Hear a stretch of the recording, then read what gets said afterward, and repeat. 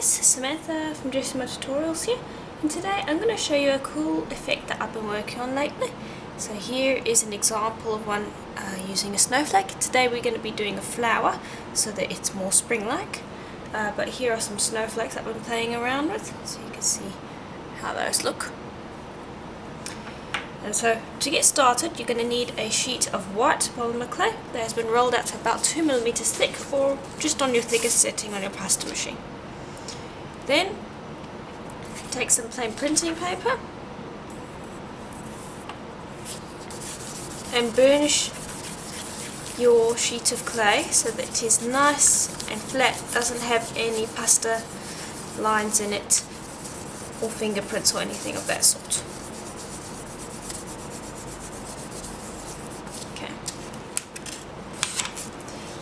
And now that will put a bit of dust onto your clay.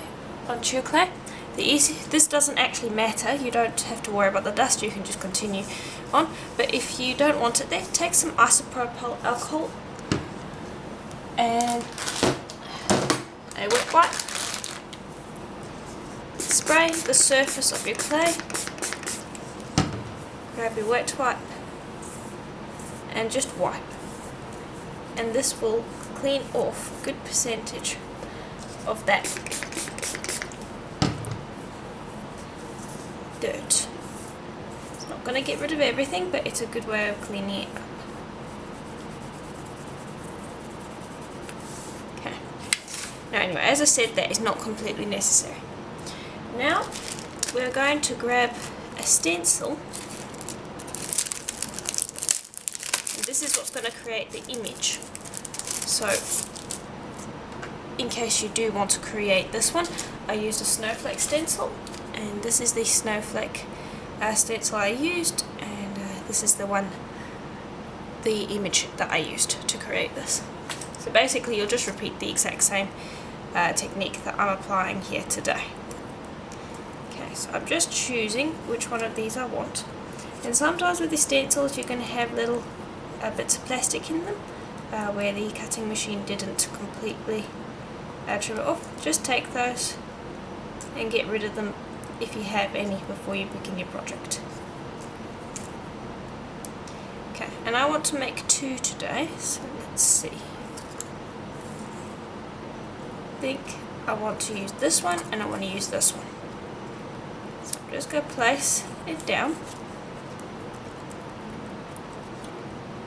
Okay, and I'll just use my paper, and I'm not going to burnish very hard, I'm just burnishing enough that it's stuck onto the clay. Okay. Then grab a ball tool, and what you're going to do is you're just going to start hollowing out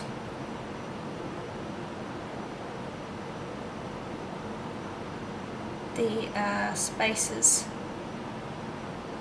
in between the stencil.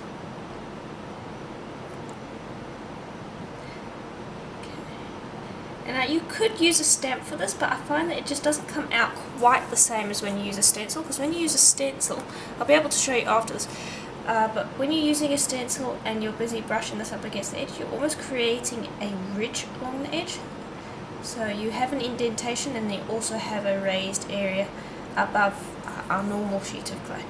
I'll be able to show you that after I have cleared up all of this clay. But it is generally better to use a stencil. But you can use a texture stamp for this, it's not completely necessary to use a stencil, however I just find that the result looks better.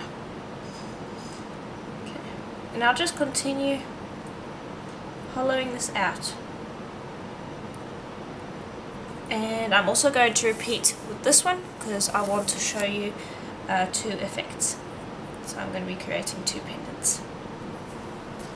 Alright. And here is how it looks now. So now what I like to do generally, just to smooth everything out, is I like to take some isopropyl alcohol and wet wipe again. Just give it a spray. And then I'll just smooth along the top. And this will just get rid of any debris that's on the top. I'll just lift that up. and then I'm just going to clean around these edges as well, where the other parts of the stencil just got into the clay.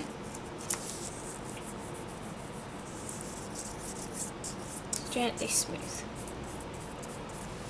Okay. And now hopefully you can see that there's a bit of an interesting ridge on that. It's not quite the same as a stamped piece of clay. I am going to demonstrate with a stamped piece of clay in a minute though, so you'll be able to see that. Okay. Now I'm just going to grab a circle cutter that will fit around this nicely, and I'm going to find the center. Okay. Press down nice and hard. You can even give it a spin if it's round, just to make sure that that's cut out properly. I'll put that to the side because I'm going to use that in a minute. Gently take that out, and then I'll just use my finger to gently smooth around the edges because I don't want to have to do sanding later if possible. Just gently smooth, then pop that onto a piece of plain printing paper and bake that for about half an hour. Okay, and now I'm quickly going to show you one with stamped clay. I just want to quickly clean the surface.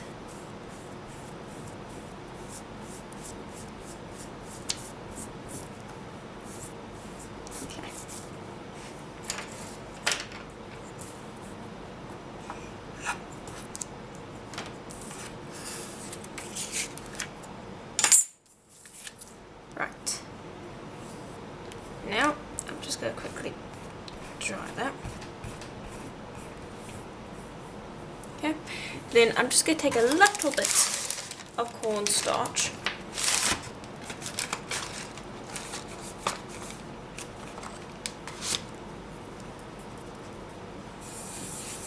and rub that over the surface.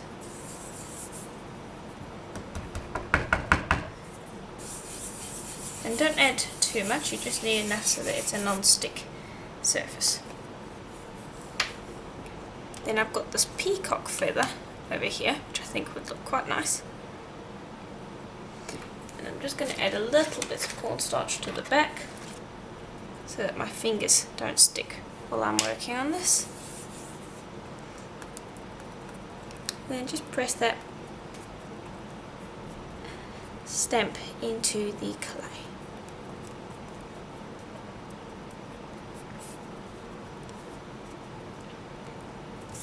Okay, and I'm just going to take a piece of printing paper and smooth out the back like so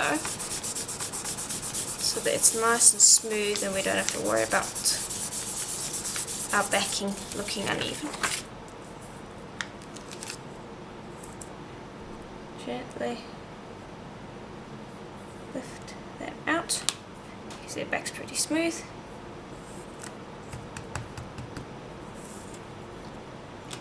Okay. Okay, and now for these edges, since I don't want them there, all you have to do is you just gently have to use your finger to just smooth them out. Like so. Your clay does not need to be completely level for this, it's a very forgiving project. Then I'll grab circle cutter again, position it in a spot that I like, and cut.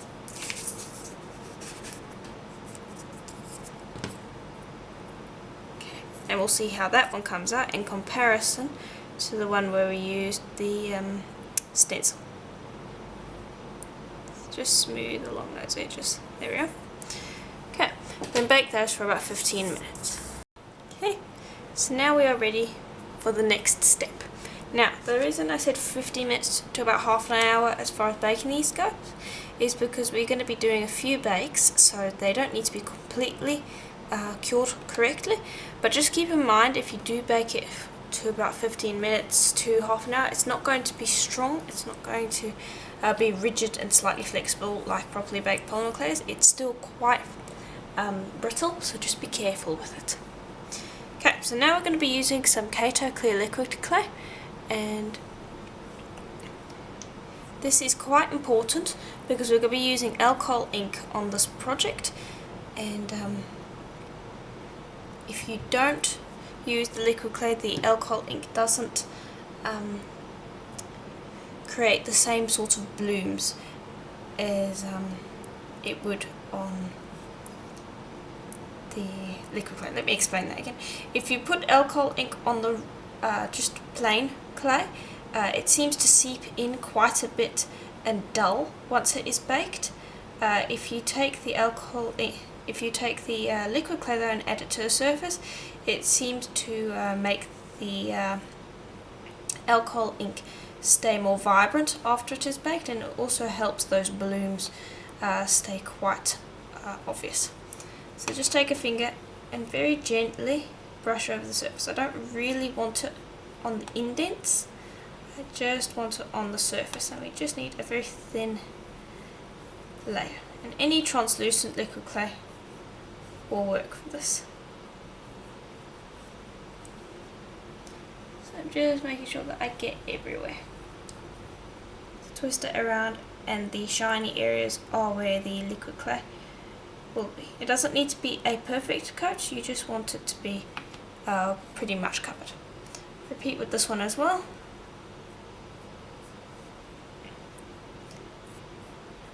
Just want it on the raised areas, and you can put that into the oven again for about 15 minutes, or you can use a heat gun to cure it, which is what I'm going to be doing. It doesn't matter either way.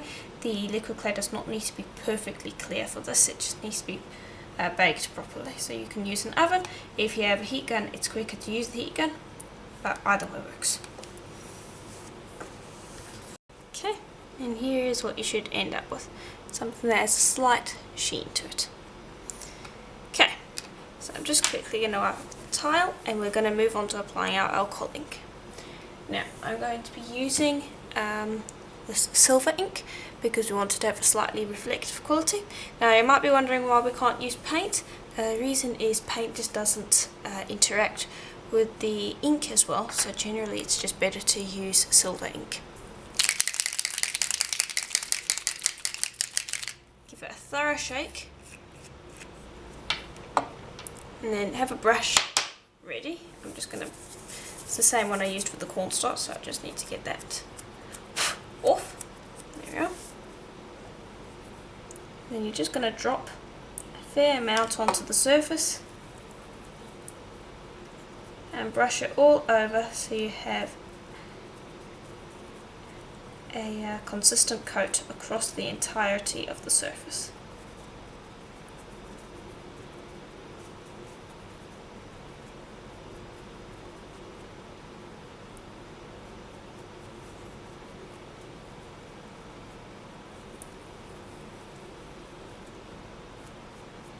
Okay, and then just brush a few times just to almost burnish it a bit, just to get it nice and smooth. And you can see the texture quite well there now. Then do the same with this one. Apply a fair amount and brush over the surface.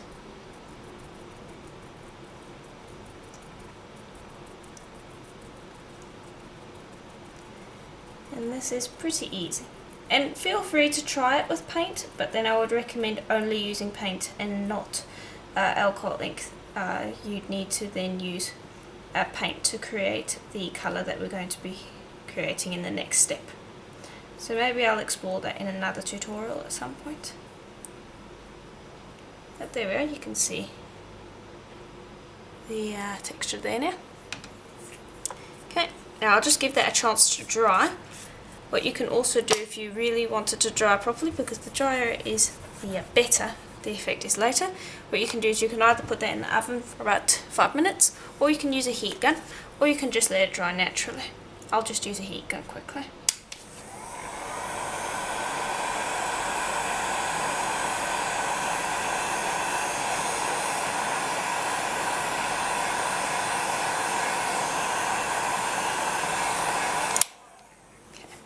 quick, very easy, and that's just going to set the ink quite well.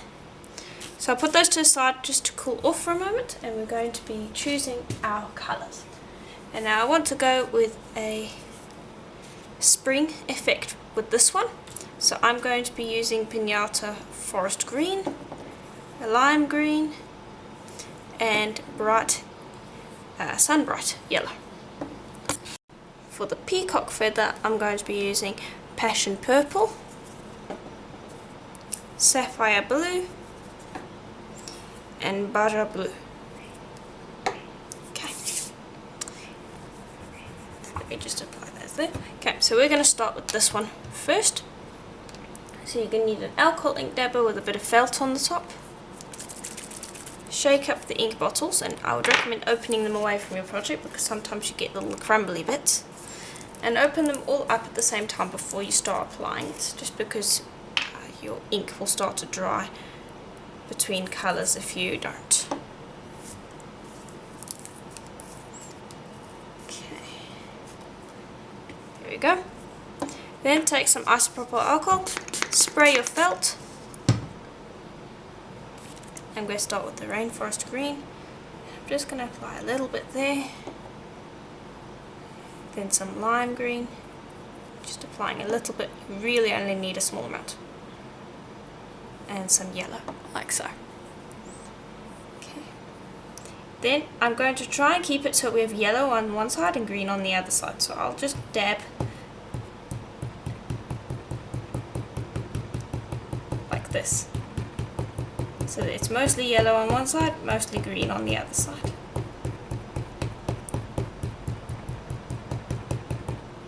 So you have a semi-blend.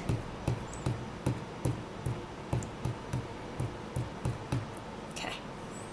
Then just give that a moment to dry. I've got a little hair over there.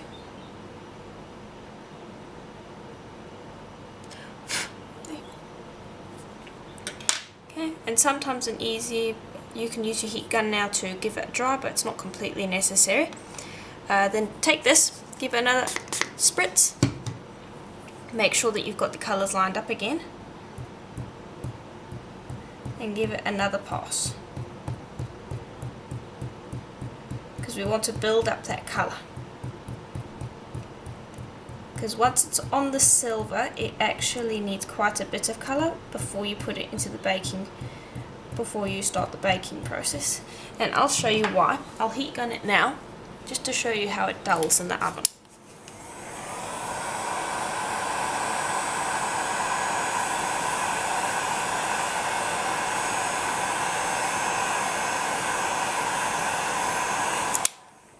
And hopefully you can see that there was a difference in the colour there. It's gone quite a bit lighter, and that is to be expected. So just keep that in mind and add the amount of colour that you want. And this is why using a heat gun is nice, because you can always check whether you have the right amount of colour for your liking. Okay, and I'm just dabbing some more. Really want to get that green laid down nicely. Okay. And I think that should be enough for the moment. So just pop that to the side to dry. And actually, before we do that, you want to tint to the back. So repeat the process on the back by dabbing your ink around like so until you cover up that white.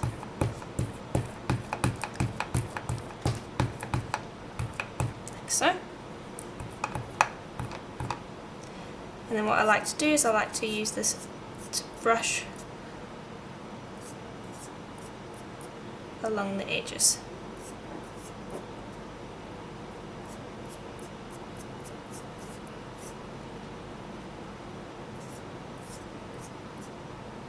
And that will cover up any issues we have. Okay. And there we go, that's basically ready for the last bake. So I'll put that to the side, and I'm going to repeat with this one, and I am going to be using the blues and the purple. Okay, and here is how they look. So you can see they are slightly reflective at the moment, but they need to go into the oven and be baked properly before we can move on to the next step, which is essentially just applying some resin. So you can see that the sides have been taken care of, they're all fine, it just needs to be baked on properly. So I bake that for another 15 minutes in the oven, and then when that is done we are going to apply our resin. Okay, so they're out of the oven. Now we're just going to use a resin mat, and hopefully you can see that the colour has dulled a little bit, but it is still quite bright. So put those on there, and I'm going to be using this UV resin.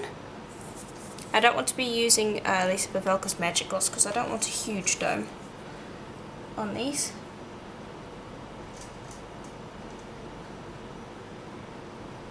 But you can use any UV resin you might have. Yeah, and I just pour that over the surface and let it spread on its own. And I might give it a little bit of help. And just be careful, because with a pattern like this it's very easy to get bubbles in these holes. So just be careful when you're filling them to fill it from one side and let the resin pull in to the hole, and then you'll find that's much better. Okay, and I'm just going to apply that resin across the surface until it's touching all of the edges. And now, because this has alcohol ink on it, I would recommend popping this straight into the UV light as soon as you're done with it. I generally have an extra resin mat off to the side so that I can do this one as well. But this now needs to go straight into the lamp, because otherwise the alcohol ink starts to bleed. Okay, so that's in. I'll bring over this one and let me show you what this one looks like. Again, just applying resin to the middle and letting it spread. Now you do need to be careful with this vein over here. Don't apply as much as the last one. You need to be able to judge how much resin you can apply without issues happening. So just going to start dragging it to the edges, and I will add more UV resin if I need. And just be careful not to create any bubbles. I'm just going to add a bit more down here. Now you can see this one worked as well, but when it's done with the UV resin I'll show you the very subtle difference between a stamped image and one that has been hollowed out using a silk screen. It's a very subtle difference, so if you don't have silk screens it's perfectly fine to use a stamp. Okay, and now this part I want to be very careful with.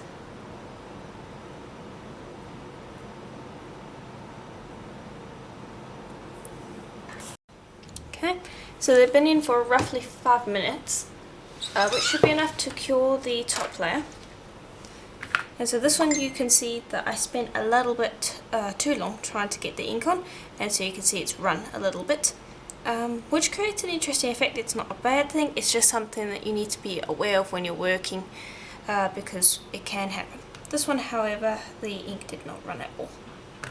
So now I want to apply another coat because I do want a little bit of dome. And it's better to apply 2 coats than one and end up having spills. And this time we can take our time applying the resin. If we missed any areas, this is the time to apply it to those areas. Just gently spin it around. And then this time around, this is the last coat, so I'm going to be putting this in for at least 15 minutes under the UV lamp. To make sure that it is cured properly. And then we can drill our hole, apply a bail and create our pendants. Very easy, very quick. This, including bake time, probably took me, I'd say roughly, probably just under 2 hours to make. For both of them anyway, that's including both of them. So it's a very quick project. And it turns out quite well. So been in the oven for, oh excuse me, not the oven, UV light for about an hour. And here is how they look. Let me just take this focus, there we go. So you can see this one looks very nice. And here is the other one. Also looks very nice. Okay, so now we do want to seal these backs before we do anything else. And I'm going to be using some Renaissance wax to do that. And I'm going to be buffing it, but it's not absolutely necessary to buff it with a rotary tool. You can just use a piece of old cloth to do that. I'm just going to grab some. Just going to apply it to the back. And there's enough here for me to do it on this one too. And this will displace the alcohol ink just a touch. And it might remove a little bit of the colour, but it's nothing much. There we go. I'm just going to make sure to spread that out nice and evenly on this one.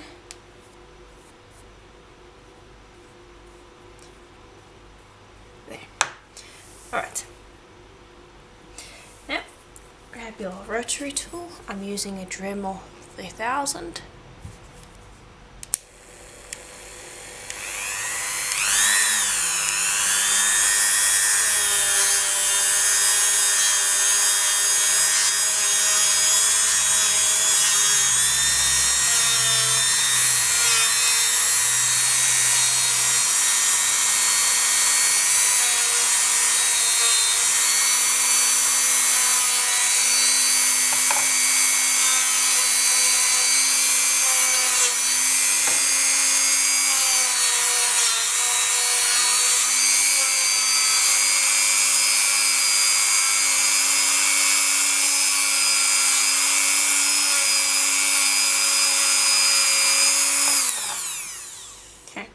And you can see that that does gunk up the wheel a little bit. Now what you could do is you can either wait for this to dry and then just snip off these little bits, or you can heat it up so that the wax melts a little bit and then clean it off with a bit of a wet wipe. But generally there's not enough colour on here to actually transfer onto your next project unless it's absolutely pure white. So I generally don't tend to worry about that. But there, that will have sealed our back, which is quite important. Now we want to drill some holes, so I'm just going to find where I want to drill a piece here. So just try to find the spot that you think looks best, and I think that this spot over here is the spot where I want to drill. Okay, so I'm just making a little spot there.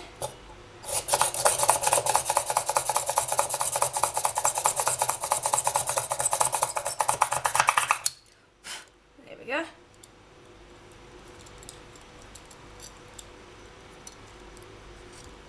Straight through.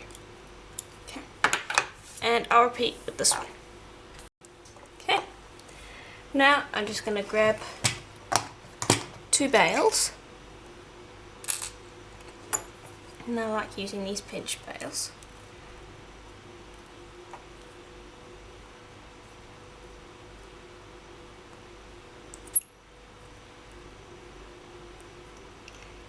And they can be a little tricky position, but there we go. Once you get it near the hole, then you can get it to work. There. And just squish that in firmly. Repeat with this one. Okay. And then I'm just going to take some rubber cord necklaces that have the clasps already attached, and we'll just string that on. Very easy. Now keep in mind I did make pendants today, but you can make earrings. Just make them a bit smaller. Like this one for instance, you could easily turn into an earring. So that's something to keep in mind. The surface does need to be flat though if you're using this resin, because it needs to create a slight dome.